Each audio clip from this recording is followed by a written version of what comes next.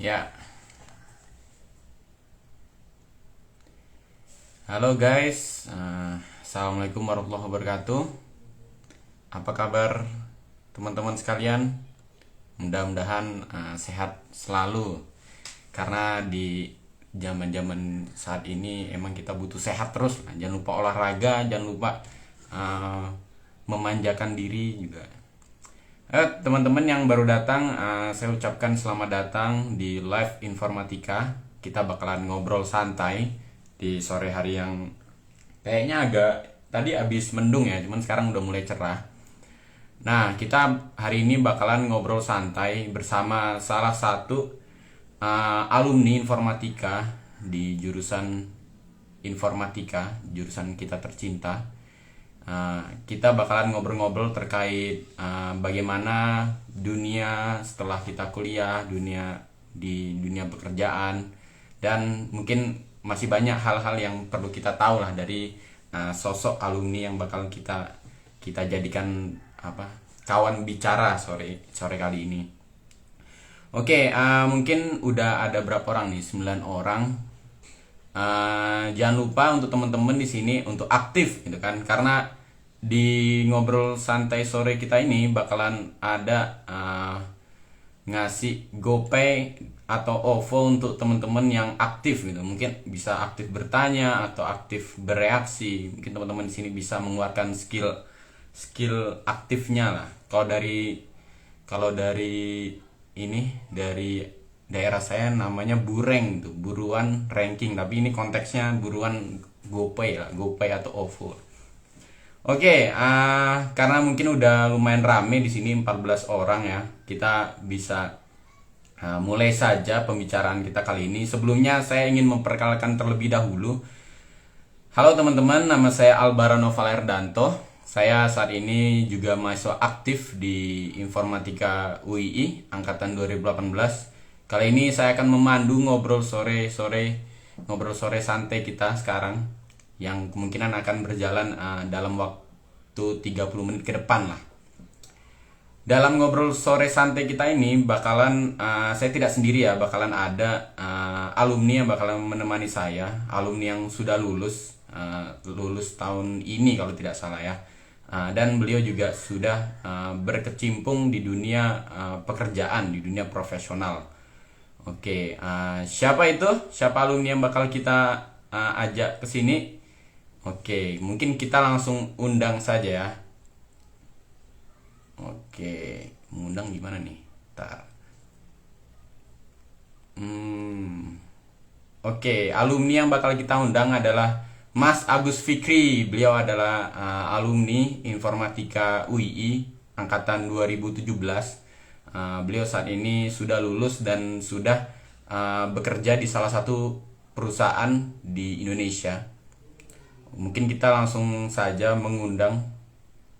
Oke. Jangan lupa untuk aktif dan juga pertanyaannya mungkin ya, biar dapat OVO dan GoPay. Halo Mas Fikri. Wih, rapi banget ya Mas Fikri ya. Aduh, Apa halo kabar Bar. Mas Fikri? Alhamdulillah sehat. Kalau Bara gimana kabarnya nih? Alhamdulillah sehat. Oke, kali ini Mas Fikri bakalan nemenin saya ya di ngobrol santai sore ini. Hmm. Oke, mungkin di sini teman-teman yang lagi ada di live bisa ngajak teman-teman yang lain untuk join di live IG Infor, karena kita bakalan ngobrol terkait seputar kehidupan setelah kuliah sama Mas Agus Fikri. Oke, mungkin pertama saya akan meminta Mas Fikri untuk mungkin berkenalan ke teman-teman penonton setia kita. Silakan Mas Fikri, berkenalan. Siap, siap. Thank you, Bar. Oke, halo teman-teman semua. Teman-teman apa nih dari IG Informatik CWI ya. Sebelumnya kenalin, nama aku Agus Fikri Siwiti. Dulu di Infor masuk 2017 dan baru lulus Januari kemarin 2021. Jadi baru lulus lah, bisa dikatakan gitu. Lanjut, Bar. Oh, baru lulus tahun ini, baru aja lulus ya. Selamat Ya, ya, selamat itu atas lulusannya. Semoga bermanfaat. thank you, thank you.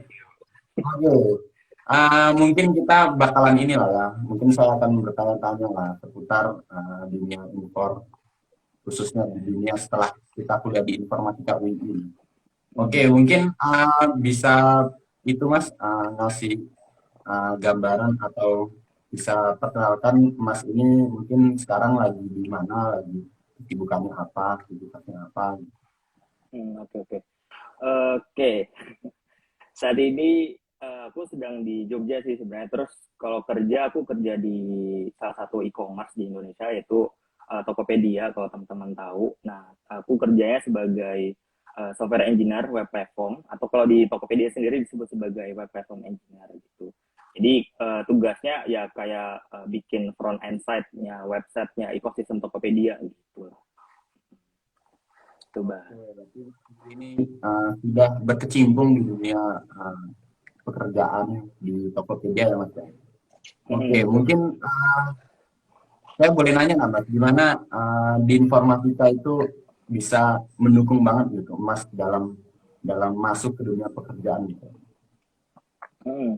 Mendukung banget khususnya di informatika UI ya, karena memang kita di Info UI itu udah udah menerapkan kurikulum yang terbaru gitu. Terus kita udah banyak belajar hal-hal khususnya kayak teknologi yang memang dipakai di industri saat ini gitu. Kayak misalkan kayak website kita udah pakai Laravel kalau nggak salah, di mata kuliahnya juga ada gitu kan. Terus kita juga diajarin cara deployment-nya mulai dari development awal hingga deploy ke server gitu dan sebagainya. Terus juga kalau nggak salah dulu pas aku jadi mahasiswa, setiap semester kita terdapat kayak expo gitu. Jadi setiap semester kita akan mengerjakan semua project, mini project gitu, yang memang hal tersebut bisa kita jadikan portofolio gitu, dan memang sangat bermanfaat sekali dan akan menjadi nilai lebih gitu bagi perusahaan untuk nge-hiring kamu gitu, karena memang ada portofolio di situ gitu, dan memang mengerjakan real project gitu kan, kayak misalkan apps Android, web dan sebagainya gitu.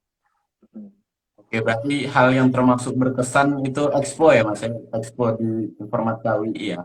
Mungkin Betul. teman-teman di sini ada yang dari angkatan 2021 mungkin ya, yang belum pernah ngadain Expo ya. Jadi Expo itu salah satu kegiatan di kita sebagai mahasiswa informatika di tiap semester itu untuk memperkenalkan karya kita lah ya, untuk ke halayak publik ya.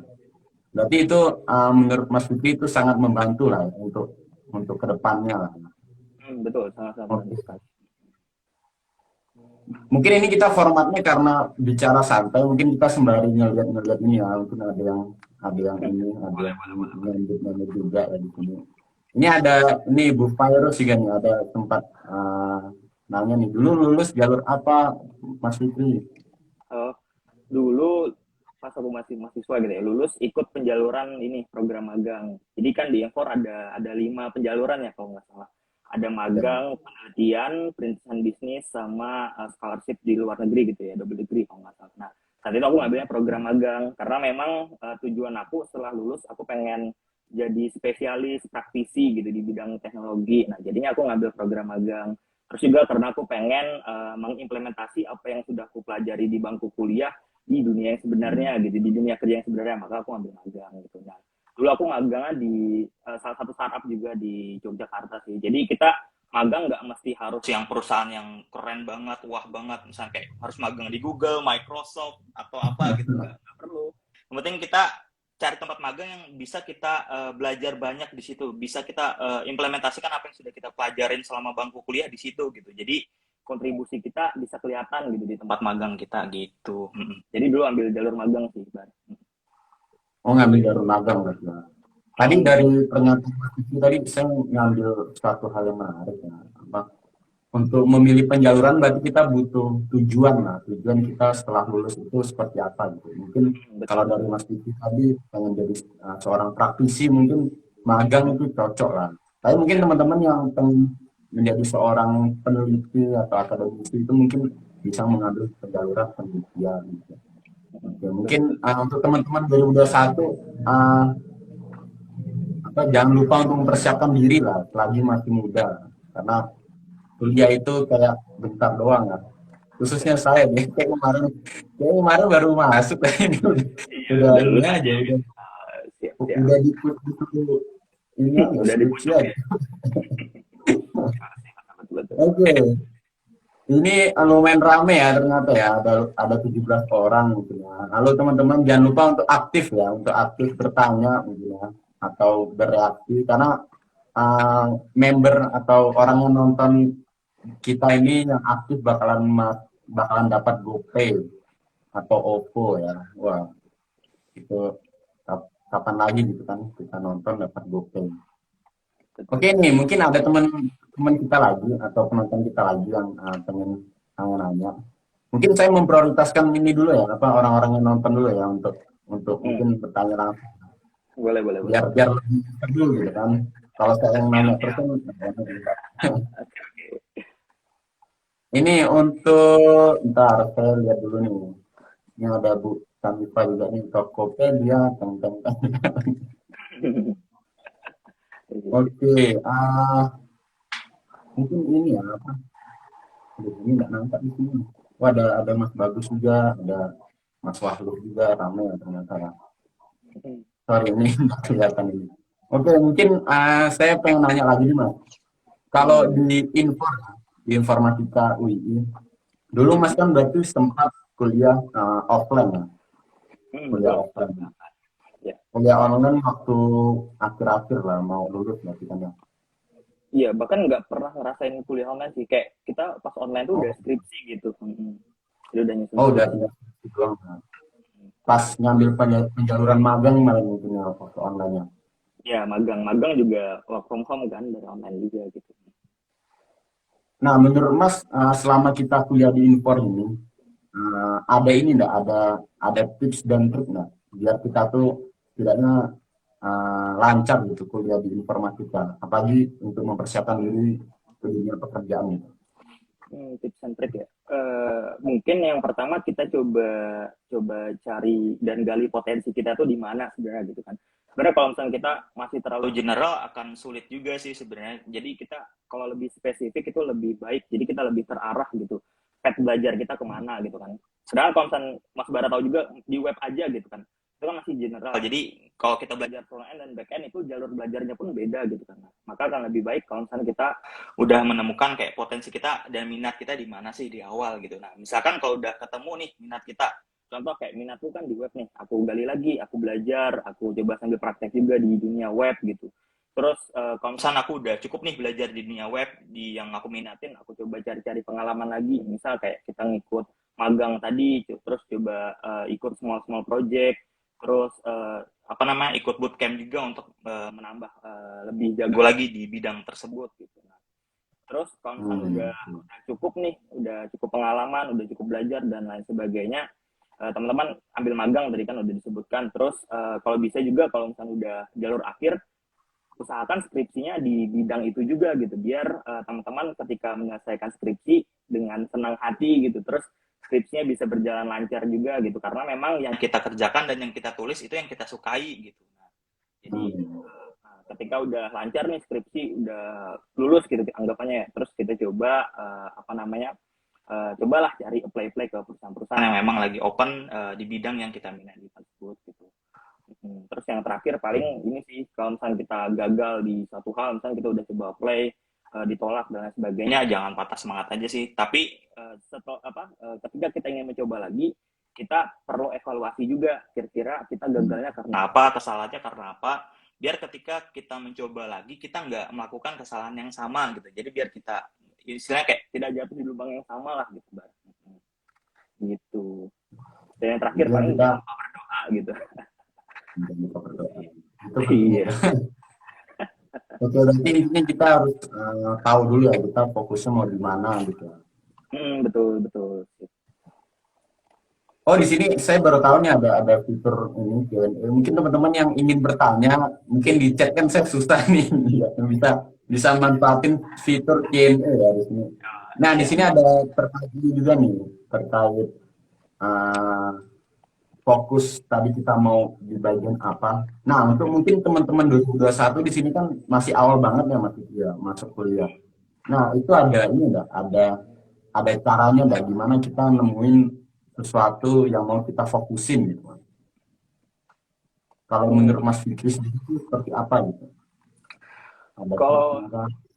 pengalaman aku dulu, ketika kuliah kita coba ikutin dulu alurnya, kayak misalkan ada pelajaran A, pelajaran B, kita coba pelajarin dulu satu-satu. Nanti seiring berjalannya waktu akan ketahuan kok, oh aku lebih suka pelajaran ini, kok aku lebih suka matkul ini, kok aku nggak suka matkul ini. Nah mungkin matkul yang kamu senang banget hadir, senang banget mempelajari, bisa jadi tuh potensimu. Nah mungkin bisa jadi apa namanya, kamu coba gali-gali lagi, kayak cari di luar kampus gitu, misal di kursus lain tentang materi-materi yang kamu sukai tadi gitu. Nah bisa jadi itu tuh potensi kamu gitu.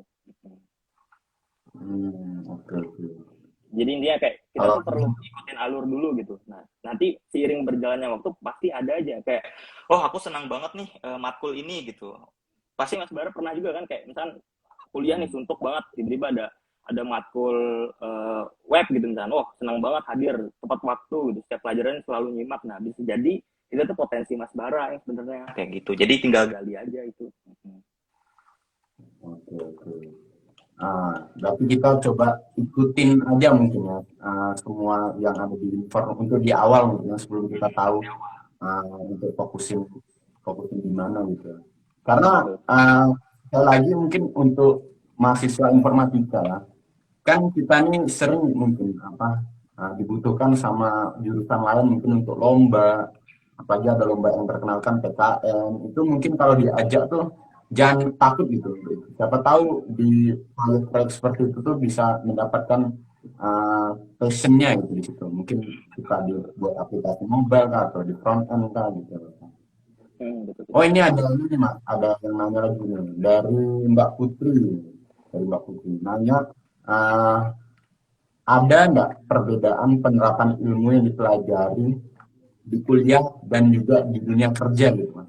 Perbedaannya itu gimana tuh Mas? Apakah sesuatu hal yang kontradiktif atau sejalan gitu? Kalau ilmu sendiri sebenarnya di kuliah ada sih dipelajari, cuman di kuliah itu kita nggak diajarin secara mendalam gitu, kayak hanya kulitnya aja. Jadi emang tugas kita sebagai mahasiswa ekspor sendiri gitu, yang lebih jauh lagi. Sebenarnya kalau misalnya di kuliah udah diajarin satu topik aja mendalam banget, ya kuliah mungkin nggak cukup 8 semester gitu kan.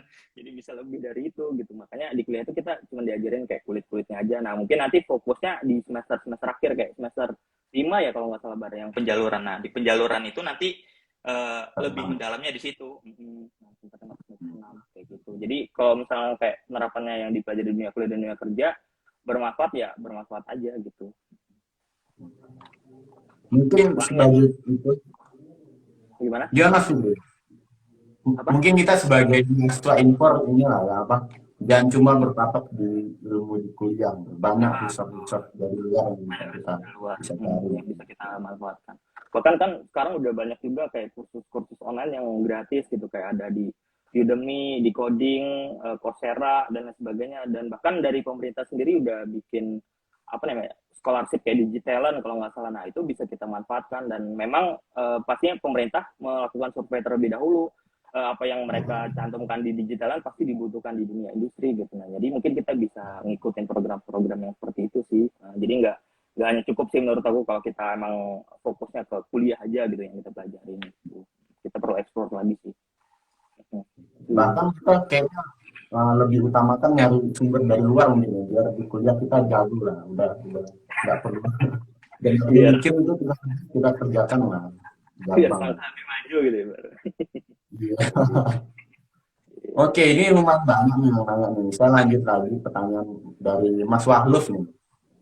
Nah, bagaimana pengalaman Mas Fikri membagi waktu antara bekerja dan kuliah? Nah, saya juga dengar-dengar Mas Fikri juga pada saat kuliah juga sambil bekerja mungkin ya. Nah, gimana tuh Mas Fikri membagi waktunya tuh? Oke, mungkin dulu aku pas masih aktif kuliah kerjanya nggak full time sih, jadi kayak freelance small project aja. Jadi aku ngerjainnya kadang malam hari ngerjain projectnya, pagi sampai sore kuliahnya gitu. Terus, tapi mungkin ini maksud Mas Walu paling yang pas udah skripsi kali ya. Nah, kan skripsi kita nggak begitu sibuk banget gitu kan. Jadi ya paling skripsi paling 3 jam, ngerjain skripsi 3 sampai 4 jam, terus sisanya kerja gitu.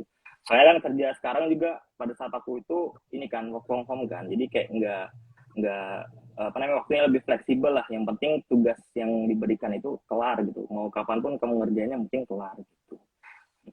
Oke, oke. Kalau boleh tahu, kenapa Mas Fikri dulu memutuskan untuk mungkin ngambil proyek dari luar atau bekerja freelance gitu, Mas? Yang pertama paling ini sih nambah pengalaman ya, karena biar bisa dicantumkan di portofolio kita juga gitu, proyek apa yang sudah pernah kita kerjakan itu kan bisa jadi nilai lebih juga kan di mata perusahaan kan. Terus yang kedua paling bisa nyambi-nyambi nambah penghasilan juga kan gitu kan, biar kita semasa kuliah nggak hanya mengandalkan dari orang tua gitu, jadi bisa kita sisihkan untuk investasi yang hasil freelance kita gitu, jadi itu sih. Oh, untuk nambah-nambah pemasukan lah ya.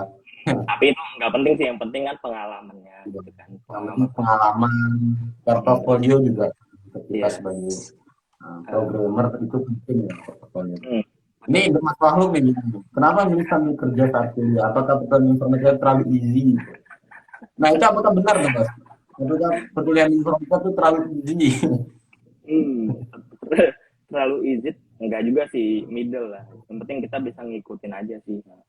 Tapi sebenarnya ini ya, dulu tuh aku pas kuliah nggak 100% hadir kuliah juga sebenarnya, ada beberapa matkul yang emang bolos satu dua biji gitu, karena emang bentrok dengan, kan aku dulu ada yang sambil kerja sambil bootcamp juga kan. Nah, jadi aku lihat dulu nih kira-kira matkul ini ada tugas yang penting nggak, materi yang dibahas menarik banget apa enggak gitu. Nah, kadang aku ada bolos juga sih sehari, tapi jangan ditiru sih ini. Sekali dua kali gak apa-apa lah ya. Kalau Iya, 2 kali nggak apa-apa. Kalau 3 kali, iya. 4 kali. Nah, tiga kali bahaya, jangan. Betul betul. Aduh. Uh, Mungkin ini ya Mas, ya, bagi kita sebagai anak informatika itu lebih nekanin ke apa jam terbang lah. Semakin tinggi jam terbang itu semakin semakin kita kalau ngerjain proyek itu semakin nggak perlu ngeliat ya. Ya kita naik mobil kan kita bisa mikir yang lain gitu. Karena kita udah sering gitu kan naik mobil atau naik motor nggak perlu tahu teknik-teknik tertentu karena kita udah sering gitu. Nah, informatika mungkin juga seperti itu ya. Kalau kita udah sering mengerjakan proyek tertentu mungkin udah lebih terbiasa mungkin.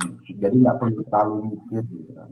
Betul Ya bisa untuk jadi. anak 2021 ya eh, jangan inilah jangan takut untuk berproyek mungkin bekerja sama dengan jurusan lain mungkin ya. Karena banyak lomba-lomba di informatika bahkan di luar yang membutuhkan talent informatika gitu.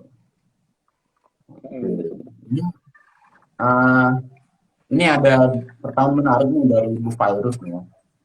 Mata kuliah favorit Mas Fikri dan saya nih akan bilang mungkin dari Mas Fikri nih apa Mas mata kuliah favorit. Apa ya? Dulu ini sih paling pengembangan aplikasi berbasis web PLBW, masih ada nggak ya itu? Masih ada ya? Oh masih dong semester Soalnya 4 dari atau matkul 3. itu aku mendapatkan proyek pertamaku gitu, yang ini sih terima kasih banget ke Pak Hari gitu ya, dia ngasih proyek pertama ke aku pada saat PBW itu. Jadi kalau misalnya teman-teman tahu Web Informatics Expo, nah itu yang versi pertama itu tim dariku sih yang ngerjain. Nah, karena emang dari apa namanya ajuan dari Pak Hari gitu. Itu sih yang paling berkesan waktu PBW. Kalau dari Bara apa tuh? Kalau saya mata kuliah ya yang paling seru ini ya paling seru KBW juga kalau saya karena Minatnya di web juga mungkin nih, jangan-jangan nih.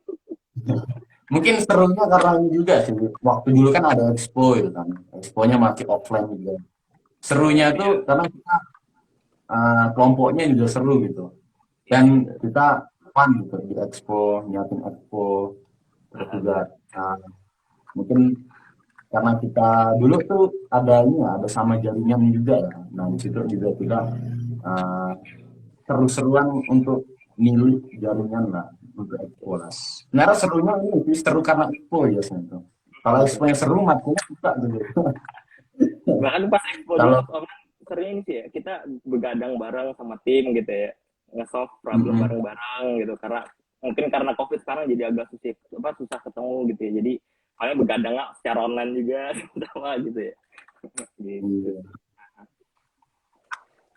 Jadi teman-teman di sini beruntung ya Mas informasinya karena kita ada expo yang bisa mewadahi teman-teman untuk nambah portofolio gitu.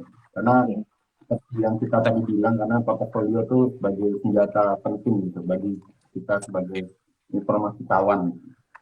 Ini juga ini ada pertanyaan menarik ini dari Bu Fairuz lagi gitu. Ya betul. Eh, ngomong terkait portofolio nih. Kalau nyusun portofolio rekomendasinya di mana ya Mas?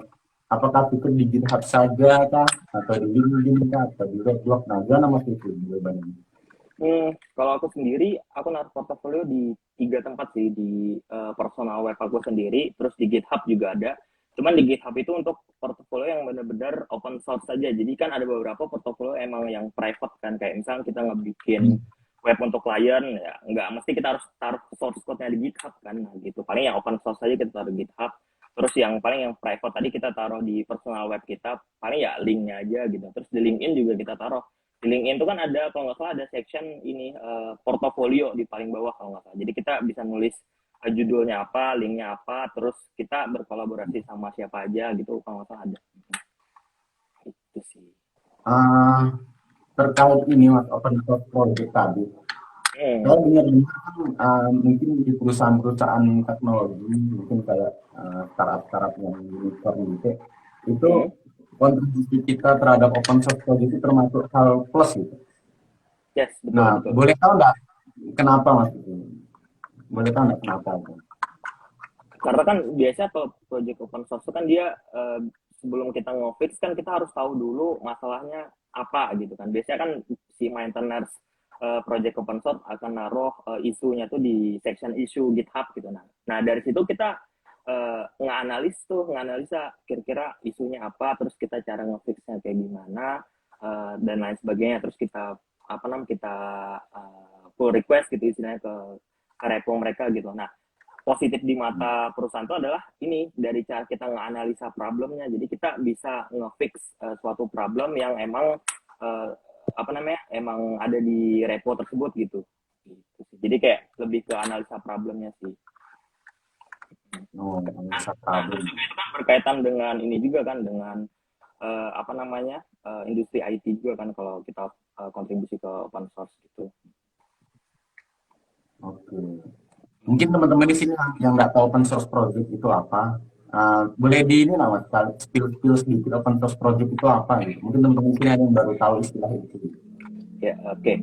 Jadi open source project itu semacam kayak project terbuka yang memang bisa dinikmatin semua orang gitu. Mulai dari aplikasinya bahkan source code-nya gitu. Contoh project open source tuh kayak Vue.js gitu. Nah, kalau teman-teman mungkin taunya Vue.js hanya framework yang bisa kita pakai untuk membuat sebuah website gitu kan. Nah, padahal Vue.js itu open source. Jadi misalkan teman-teman bisa contribute juga ke Vue.js gitu. Jadi ada GitHub-nya namanya github.com/vjs kalau nggak salah. Jadi di sana banyak juga isu-isu dari framework Vue.js kayak bug-bug Vue.js sendiri. Nah, teman-teman bisa bantu fix di situ gitu. Cuman yang perlu kita perhatikan dari open source ini ada license namanya license. Jadi ada beberapa project open source yang emang boleh dipakai untuk kayak belajar doang, nggak boleh komersil. Ada juga yang boleh komersil dan sebagainya kayak gitu. Jadi Berarti project ini open lah source ya. intinya ini dia nggak hanya milik satu orang gitu, jadi bisa milik banyak orang open source itu karena kan terbuka gitu proyeknya gitu. Bisa dikontribusi sama halayak ramai lah ya. Mungkin Betul. banyak ya kita itu yang open source. Kita ini termasuk beruntung lah sebagai informatikawan karena tools-tools yang kita gunakan itu banyak open source. Jadi Betul. kita banyak nggak perlu bayar untuk masuk suatu tools karena lingkungan kita tuh lingkungan berbagi lah, open source project lah. Betul Mungkin betul. salah satu manfaat kita sebagai kita ikut kontribusi di open source project itu mungkin ini juga kali Mas apa untuk mengajarkan kita untuk tidak tidak egois dan inilah saling berbagi mungkin Ya, saling menyelesaikan masalah sama-sama mungkin. betul betul. Saya sebelum kita apa namanya kita kontribut ke open source kan kita code yang kita buat itu kan di review juga oleh khalayak umum juga kan. Nah, jadi kita bisa belajar juga di situ. Kira-kira dari code yang kita tulis udah best practice apa belum kayak gitu. Okay. Kita belajar kode lebih berkualitas lah, nggak cuma asal jadi doang gitu Mas. Yes, betul betul. Berarti menjadi inilah. Jadi kita karena sebagai informatikawan itu sering pakai tools gitu, pakai tools open source. Mungkin inilah kita inisiatif lah untuk nggak cuma memakai tapi membantu lah, mungkin membantu dalam dalam ini kontribusi ke open source project atau bahkan kalau nggak bisa donasi ya coba ini lah, coba coba Yes. apa Coba top kontribusi. isunya ya. Benar-benar. Yes. Oke, ini ada pertanyaan lagi nih dari banyak ya, dari Mas Walus nih. Nah, Apalagi tuh? kenapa harus software engineer, nah, terutama front end? Waktu itu kan posisinya di software engineer. Ya. Kenapa Mas? Kenapa harus Oh, ini? mungkin kenapa harus front end kali ya dibanding back end? Karena kan ini sih, aku lebih suka hal yang berbau visual sih. Jadi GUI gitu suka banget. Nah, sedangkan di front end kan emang kerjaan kita seperti itu kan. Kalau di back end kan kita ya berhadapan dengan kode-kode terus kan, nggak ada hal-hal visualnya gitu. Nah, mungkin itu sih salah satu alasan aku di front end. Terus juga yang kedua adalah di front end khususnya web kita nggak perlu spek laptop atau device yang tinggi banget. Jadi kayak khusus spek medium pun kita bisa running web gitu kan ya kan. Kalau kita di apps Android atau apa kan perlu spek yang lumayan tinggi untuk nge-build apps-nya gitu kan, dan ya di web bisa ngebantu kamu kalau misalnya kamu nggak punya spek laptop tinggi banget gitu. Itu sih dua Bahkan alasan banyak pertama. meme-nya, banyak Kenapa? meme, banyak meme yang Android Studio tuh kalau ngejalanin bisa ngerebus telur atau ngerebus apa gitu. Iya, makanya itu. Betul. Maka itu dua alasan sih. Buat itu gimana? Betul-betul biar lebih ringan lah environment. Nah, ini sebenarnya ada pertanyaan dari Mas Fauzan terkait uh, manajemen waktu. Mungkin tadi udah dijawab ya. Mungkin untuk Mas Fauzan bisa ngelihat ini apa nanti ada Kasian. dicek di akun Info ya. Jadi Siap, kita siap. lanjut lagi pertanyaan ini dari ini Mas atau Mbak ini. Sadat Nizar, kelebihan apa yang didapatkan ketika sudah mulai bekerja sejak masa kuliah? Mungkin tadi juga udah sempat di spill juga kali ya sebelumnya. Pengalaman betul. Jadi kita startnya lebih awal lah. Iya, karena lebih awal karena uh, lagi muda coba aja, jangan takut untuk Jangan mencoba. takut. Karena sekali lagi mungkin berkali-kali lah saya katakan portofolio itu senjata utama kita lah sebagai programmer. Betul. Nah ini mungkin ini ya ada mungkin karena waktunya ya mungkin kita nggak terasa nih waktunya udah 30 menit lebih Oh nih. iya Mungkin benar. karena seru ya. Tapi mungkin terakhir ini dari Bu Canifah nih, Bu Can. Nah, eh, ada ucapan lah Mas, kan informatika ini sekarang lagi milad nih ulang tahun ke 27. Nah, Oh iya, itu iya. ada ucapan gitu atau harapannya informatika ke depan seperti apa? Oke, siap, siap. Oke, apa ya? Ya, pertama-tama ini sih selamat ulang tahun, selamat milad ya untuk Informatika UI yang ke-27. Semoga Informatika UI semakin jaya, semakin sukses, semakin berkembang, terus semakin dikenal lagi oleh masyarakat luas, serta bisa menghasilkan lulusan-lulusan yang kompeten di bidangnya, serta tentunya yang paling utama berakhlak mulia. Seperti Bar. Yes. Alhamdulillah. Alhamdulillah. Oke, terima kasih Mas Fitri atas ucapannya ya Siap, untuk informatika. Semoga informatika lebih baik lagi. Terus siap, bisa jaya, jaya gitu, Bar. Gimana menghadirkan Bar? Korsa Informatika, Bar? Korsa informatika, informatika satu untuk semua semua untuk satu. Satu. Sama banget kita enggak ini ya, enggak teriak itu dulu kita kalau panitia organisasi itu sering gitu. Karena online udah jarang banget. Iya sih, betul. Virtual ya. Sip, sip. Mudah-mudahan informatika kedepannya lebih banyak menghadirkan SDM-SDM yang berkualitas lah, terutama di bidang IT lah. Hmm. Amin. Mungkin karena waktu ya Mas. Terima kasih untuk Mas Fikri udah nemenin saya di bincang-bincang sore informatika UI. Semoga apa yang Mas bicarakan dan berikan di sini bermanfaat bagi teman-teman sekalian. Amin, amin, amin. terima kasih juga untuk teman-teman yang udah nonton di live ini. Jangan lupa juga follow Mas Agus Fikri ya, di sini videonya nih, Mas Agus Fikri underscore nih, jangan lupa follow ya. Oke, mungkin itu saja. Terima kasih sekali lagi Mas Fikri, karena waktu mungkin saya akan menutup acara kali ini. Oke teman-teman, terima kasih. Wassalamualaikum warahmatullahi wabarakatuh.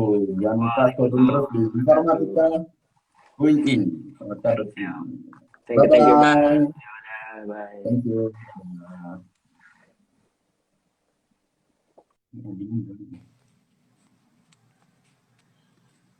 Oke.